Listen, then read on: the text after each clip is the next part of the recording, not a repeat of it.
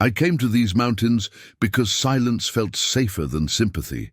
My grandfather had died 3 months prior, leaving behind a house full of dust and a leather journal filled with sketches of trees I'd never seen, paths that led to places no map acknowledged. Grief had hollowed me out, and I thought walking alone through wilderness might fill the emptiness, or at least give it shape. I didn't expect to find anything except exhaustion and maybe some small portion of peace. The forest he'd drawn was real. I knew that much from the old logging road that matched his faded ink. But stepping past the marked trail felt like crossing a threshold into something older than memory, where the air tasted different and the light fell wrong through the canopy. His final entries spoke of guardians and obligations, words circled and underlined until the paper tore.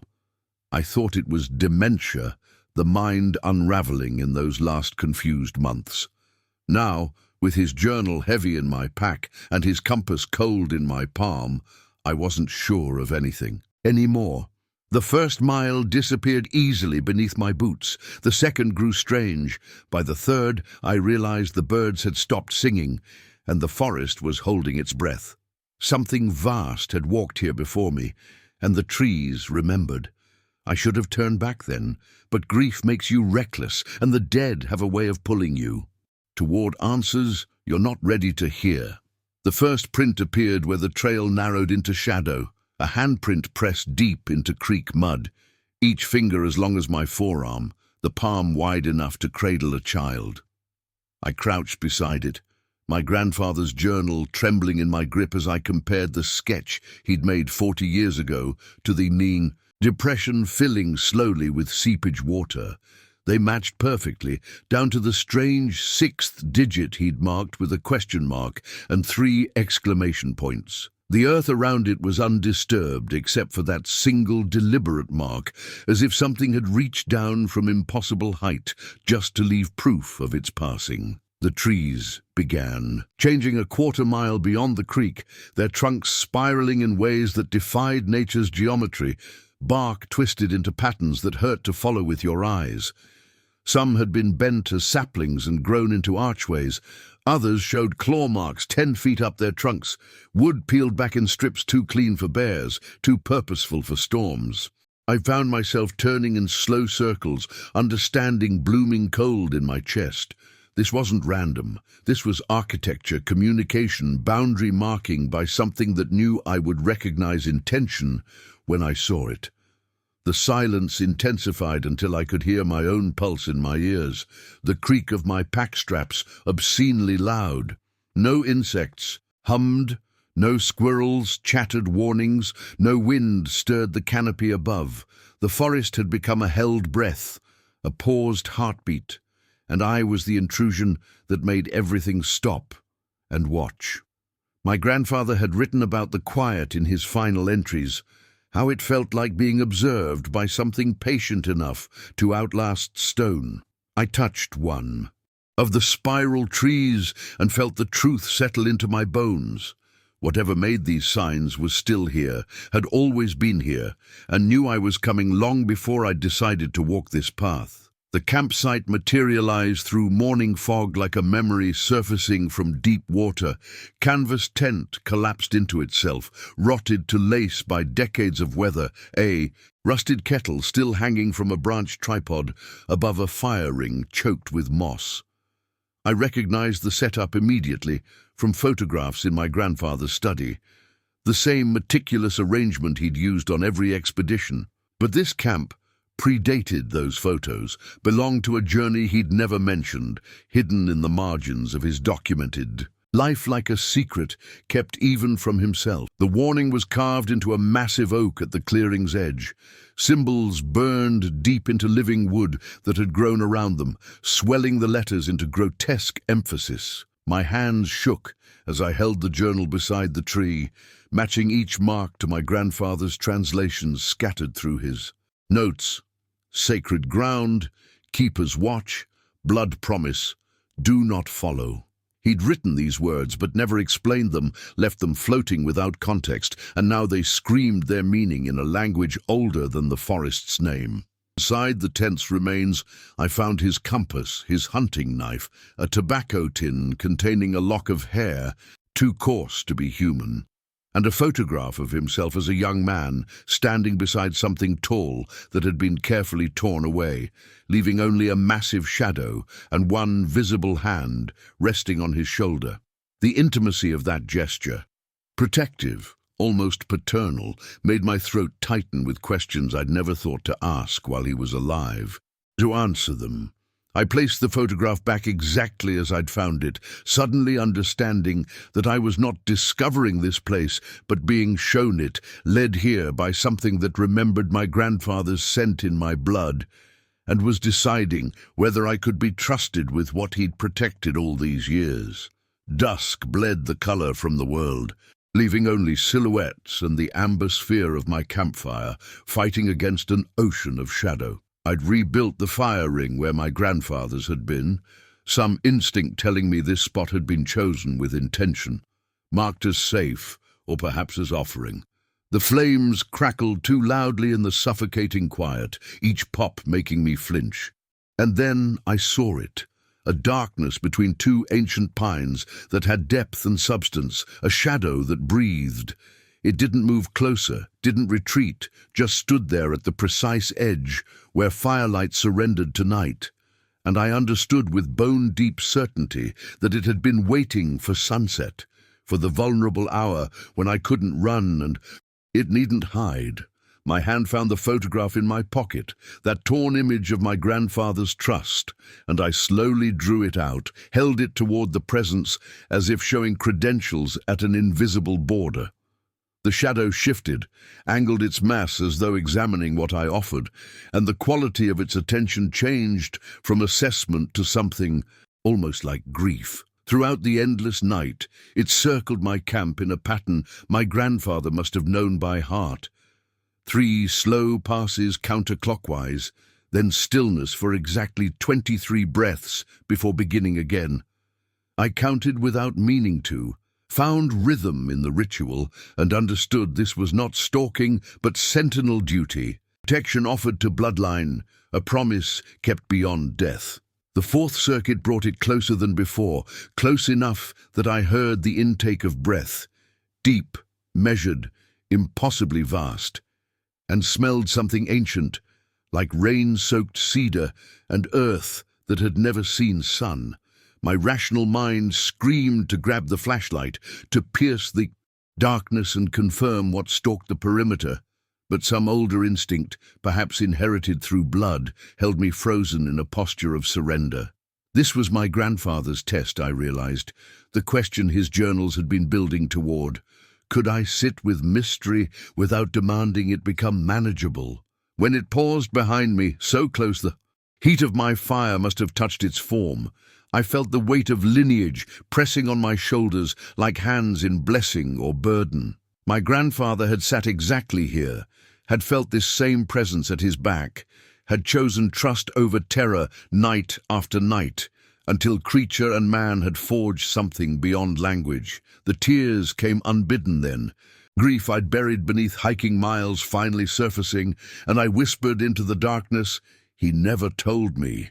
Why didn't he tell me?" The breathing stopped. The forest held itself in suspension. Then came a sound I'll carry to my grave, low, resonant, almost melodic, a vocalization that somehow conveyed understanding, sympathy, and gentle rebuke. All at once, it moved away slowly, deliberately, as dawn's first grey light began dissolving the absolute dark, leaving me shaking with revelation and the knowledge that some inheritances arrive only when we're ready to receive them. The tracks led me through morning mist, thick as wool, each footprint pressed deep into moss that seemed never to have known human weight before. My grandfather's final sketch materialized like prophecy. The split boulder, the twin waterfalls, the valley floor carpeted in ferns that glowed emerald in filtered light. He'd drawn this place obsessively in his last months, filling margins with measurements and notes I'd dismissed as confusion, but standing here, now I understood they were maps of devotion, cartography of the sacred. The offerings stopped my breath. Not random, not primitive, but arranged with ceremony across decades. Bundles of dried herbs wrapped in faded cloth, river stones stacked in cairns that matched symbols from the journals, carved wooden figures weathered smooth by countless seasons. Some were clearly my grandfather's handiwork, his distinctive whittling marks, unmistakable, placed beside others far older, suggesting an exchange that spanned generations beyond our own. Near the valley's heart stood totems I recognized from anthropology texts but had never seen in living context, guardian posts marking boundaries, their faces worn but watchful. Tucked beneath one, protected from weather in a natural stone hollow, I found my grandfather's final journal wrapped in oilcloth. His handwriting steadier than those last hospital days, the inscription read, "For my grandson. When the forest calls him home, some secrets choose their keepers." The pages detailed not discovery but relationship, years of patient presence, of learning to sit with wildness without claiming it, of understanding that protection means bearing witness without possession. He'd been chosen, as I was being chosen now, for stewardship of mystery itself. The journal entries grew urgent toward the end, my grandfather's careful documentation fracturing into warnings. He'd broken protocol somehow, brought others here seeking validation, scientific proof that would expose rather than protect. The creature had vanished for months afterward, and in that absence the forest itself seemed to sicken. Landslides where none should occur, water sources running foul as if the land was rejecting human intrusion. His final entries were pleas for forgiveness, promises to restore the boundary between witness and exploit. I understood then why he'd left me only cryptic fragments, why the truth had to be earned through solitary pilgrimage rather than inheritance. This wasn't just about believing in something impossible, it was about proving worthy of that impossibility's trust. The weight of his mistake hung in the valley air like morning fog, a cautionary tale written in decades of patient atonement.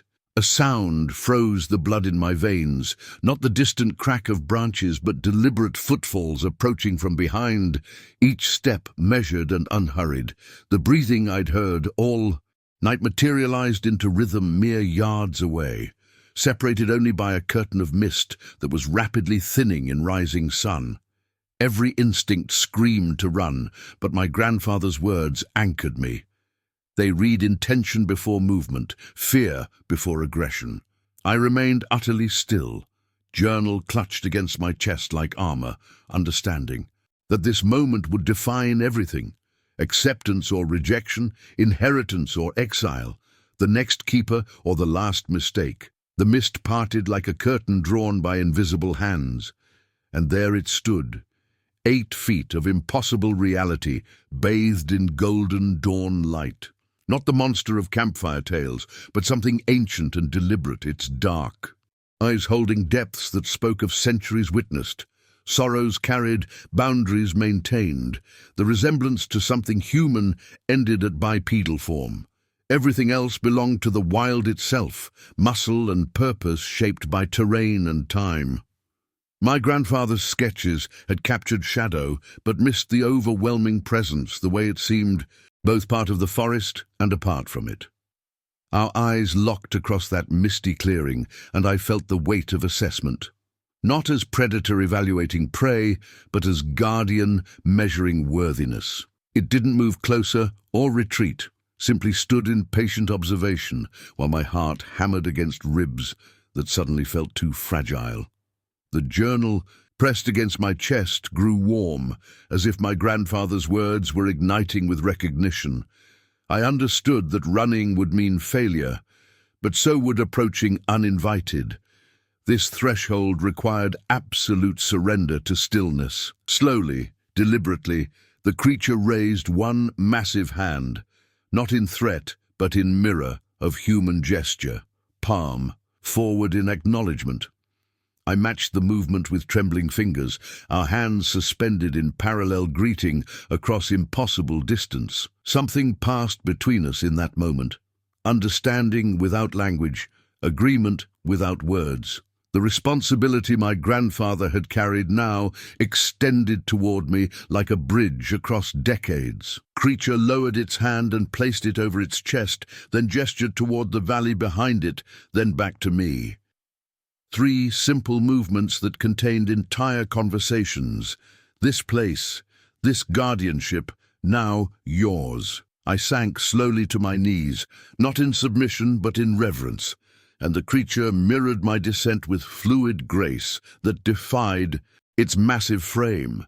We knelt facing each other across the clearing, 2 guardians separated by species but united by purpose. From my pack, I withdrew the journal and held it forward, pages open to my grandfather's final entry, the one that had led me here. The creature's eyes tracked the movement, and something like recognition flickered across features I was only beginning to understand. It reached behind itself and produced something I hadn't seen it carrying, a smooth river stone marked with the same symbols carved into the warning post. The creature placed the stone on the ground between us, then covered it with earth and moss in deliberate ceremony. I understood immediately. Some secrets must remain buried. Some boundaries maintained not through exposure, but through faithful silence. My grandfather hadn't documented this place to reveal it, but to ensure its protection continued beyond his lifetime. The creature rose, and I followed, both of us standing in the golden light that seemed to bless this exchange. It touched its chest again, then extended that hand toward me, palm up, an offering, a passing of covenant.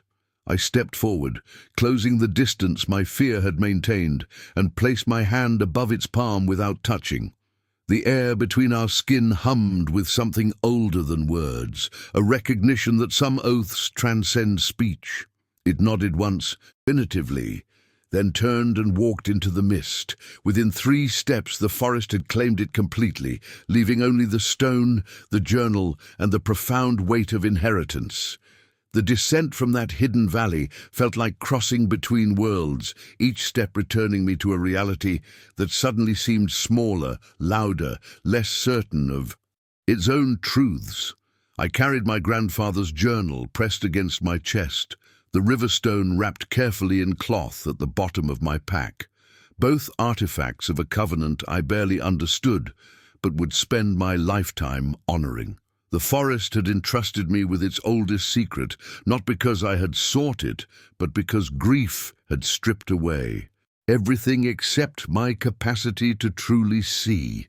I didn't report what I'd found, because some discoveries aren't meant for scientific validation or public consumption. Instead, I purchased the land surrounding that valley, using my inheritance to ensure no development would ever threaten what my grandfather had protected in silence.